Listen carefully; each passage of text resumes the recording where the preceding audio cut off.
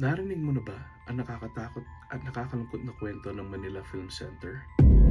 Noong 1981, sinimulan ang construction nito para dito i-host ang First Manila International Film Festival.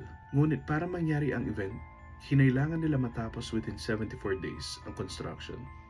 Dahil dito, maraming minadaling mga bagay para makumpleto lang ang ginagawang proyekto. So habang ginagawa ang proyekto, gumuho ang isa sa mga scaffolding at natakpan ng semento ang 169 na tao. Sa kasamaang palad, namatay ang mga ito.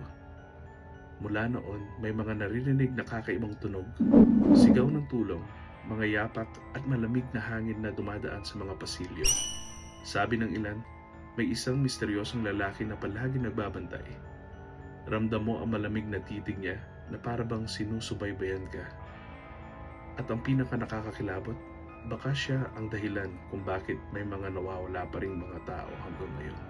Kayo, meron din bang mga kwento about sa Manila Film Center?